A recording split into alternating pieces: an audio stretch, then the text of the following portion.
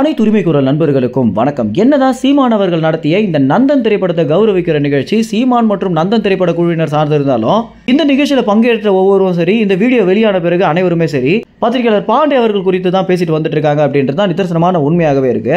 இதற்கு என்ன காரணம் அப்படின்னு பார்க்கும்போது, பாண்டே பேசிய அந்த 15 நிமிடமும் பாத்தீங்கன்னா முழுக்க முழுக்க தமிழக அரசியல் குறித்து பேசியிருக்காரு அப்படின்றத நம்ம அனைவருமே உத்து கவனிக்க வேண்டிய ஒரு விஷயமாக இருக்கு. குறிப்பாக விசிக கட்சியின் தலைவரான திருமாவளவன் அவர்கள் குறித்து பேசியதும், அதற்கு பிறகு ஆளுங்கட்சியாக இருக்கக்கூடிய திமுக கட்சி குறித்து பேசியதும், இன்னொரு பக்கம் நடக்க போற விஜயோடைய மாநாடு குறித்து பேசியிருந்ததும், இன்னொரு பக்கம் பாஜகவுடைய அரசியல் குறித்து பேசியிருந்ததும் அப்படின்னு முழுக்க முழுக்க அவர் அரசியல் பேச்சு பாத்தீங்கன்னா இந்த ஒரு வீடியோல தெரிய வந்திருக்கு. அது மட்டும் இல்லாம இந்த கட்சிகள்ல இருந்து அவர் நாம் தமிழ் கட்சி மேல எந்த அளவுக்கு மரியாதை வச்சிருக்காரு அப்படின்றதையும் ரொம்ப வெளிப்படையாகவே பாத்தீங்கன்னா பாண்டே அவர்கள் காட்டியிருக்காரு.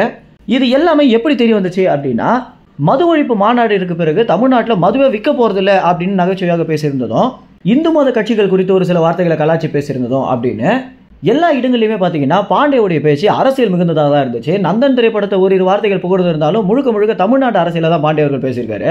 அவர் கொடுக்கக்கூடிய நேர்காணல்கள், அவருடைய சேனல், அவர் பேசக்கூடிய கருத்து கணிப்புகள் எல்லாத்தையுமே தாண்டி இந்த ஒரு வீடியோ பார்த்தீங்கன்னா ரொம்ப சுவாரஸ்யமா இருந்துச்சு அப்படின்னு தான் சொல்லி ஆகணும். ஏன்னா பாண்டேக்கும் சீமானுக்கும் எந்த அளவுக்கு ஒரு நெருக்கம் இருக்கு அப்படின்றத காட்டுறது மட்டும் இல்லாம, தமிழ் சினிமா முன்னேறணும் அப்படின்னா நீங்க நடிகர்கள், இயக்குநர்கள் எல்லாருமே சேர்ந்தா அண்ணன் சீமான முதல்வர் ஆக்குங்க அப்படின்னு நேரடியாகவே பாண்டே சொல்லியிருந்தது.